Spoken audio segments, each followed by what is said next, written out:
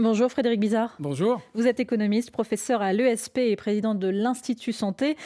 Payer plus de 3 000 € par an, sa complémentaire santé quand on a plus de 60 ans, c'est devenu un luxe en fait de se soigner.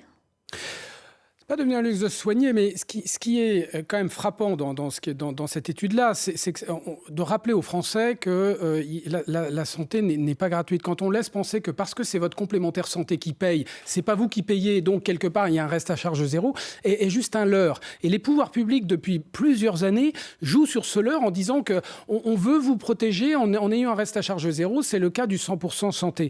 Ce système de complémentaire santé est un système qui est profondément antisocial parce que le financement est régressif sur le plan social. Justement, le système, en fait, il est particulier parce que c'est plus cher pour les personnes âgées qui ne travaillent plus. Il y a un dysfonctionnement interne et puis il y a une politique inadaptée. Le dysfonctionnement interne, il est qu'on a séparé les bons risques, les actifs, des moins bons risques qui sont les retraités. D'un côté, vous avez les retraités qui payent 100% à travers des contrats individuels et donc qui se retrouvent en fait à prendre des contrats de mauvaise qualité parce qu'ils se sentent obligés de se protéger. En fait, des contrats qui ne servent à rien, on pourrait y revenir, c'est-à-dire essentiellement à payer les tickets modérateurs. Mais dès que vous avez vraiment des restes à charge importants, là, vous avez une pression supplémentaire parce qu'il faut rajouter à ce contrat un reste à charge.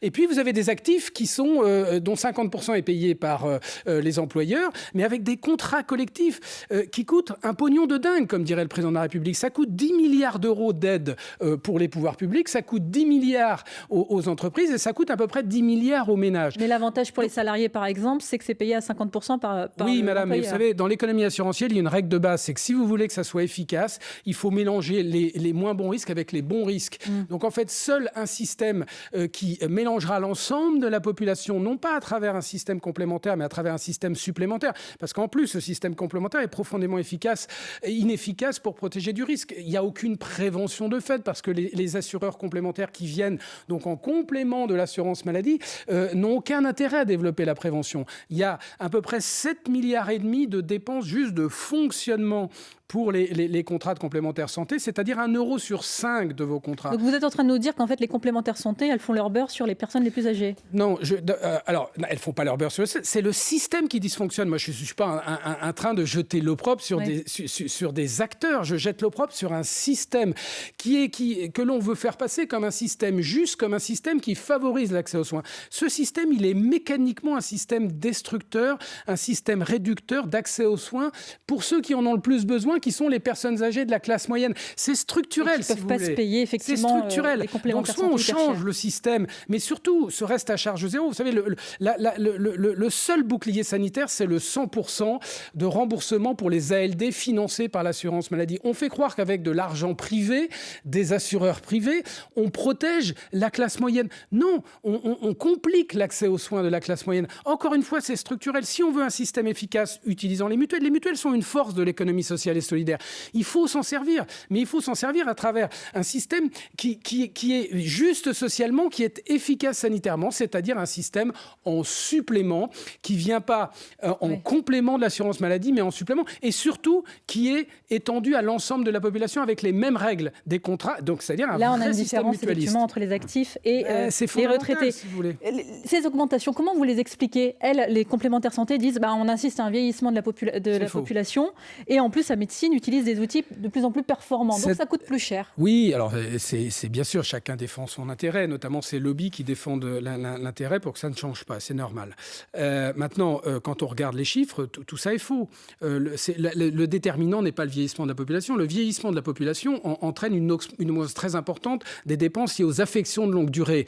100% des dépenses liées aux affections de longue durée sont remboursées par qui? Pas par les mutuelles, par l'assurance maladie. C'est ce qui fait que la part de dépenses... Il n'y a pas de surcharge pour les complémentaires. Il n'y a pas de surcharge. La surcharge réelle, au-delà des dysfonctionnements internes que j'ai dit sur les frais de fonctionnement, sur le fait qu'il n'y a aucune incitation économique à être efficace, on n'a pas le temps de le voir, mais le résultat technique des assureurs privés, c'est 1,5% des cotisations, mais le vrai résultat net, c'est à partir des résultats financiers. Ils sont assis sur un trésor de guerre qui place et ça permet de garantir la rentabilité. Donc, ce n'est pas une incitation économique. Mais ce qui est vrai, ce qui agit aux dépens des assureurs privés et des mutuelles, c'est la politique politique de santé qui est menée, encore une fois, en transférant 500 millions d'euros, juste en 2023, des dépenses dentaires, ont été transférés de l'assurance maladie vers les complémentaires. On a dit, c'est pas grave, c'est un jeu de bonne taux. C'était une erreur.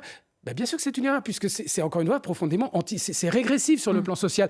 Autant l'assurance maladie joue un rôle de redistribution sociale, parce que plus vous gagnez de l'argent, plus vous versez au pot de l'assurance maladie, autant les complémentaires santé jouent un rôle de régression sociale, parce que moins vous gagnez de l'argent, plus le taux d'effort.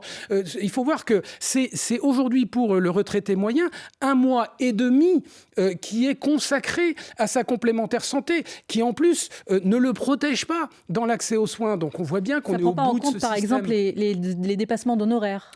C'est censé protéger ça, puisqu'on a dit on ne va pas augmenter les tarifs des médecins généralistes et des médecins spécialistes, parce qu'on va faire payer les compléments d'honoraires par ça. Mais on est arrivé au bout de ce cercle vicieux-là. Donc il faut distinguer qui paye quoi. Il faut mettre de la clarté, de la lisibilité, de l'efficacité et un système qui soit socialement juste. Et juste, comment vous expliquez que c'est plus cher quand on habite en Île-de-France ou sur la Côte d'Azur par rapport à d'autres départements? Comment expliquer ces disparités? Deux raisons, parce que vous avez plus de dépassements d'honoraires, par exemple, en Île-de-France, puisque les coûts sont plus importants. Or, les tarifs de la Sécu sont les mêmes partout. Oui. Donc, forcément, les dépassements d'honoraires s'ajustent en fonction des coûts de la vie.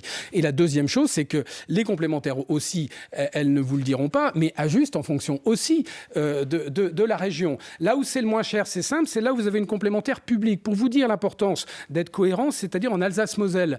C'est-à-dire que là, on a rajouté une complémentaire santé qui ne sert à rien, mais on a une complémentaire publique historiquement dans le système. C'est ça qu'il faut. Si on veut un petit peu un système qui soit suffisamment flexible, parce que tous les tarifs peuvent pas être les mêmes partout, mettons une complémentaire publique à la sécurité sociale et mettons un système d'assurance supplémentaire privé sur des paniers de soins qui soient dédiés. Merci beaucoup Frédéric Bizard. Merci d'avoir accepté l'invitation de France Info. Je rappelle que vous êtes économiste et président de l'Institut de santé.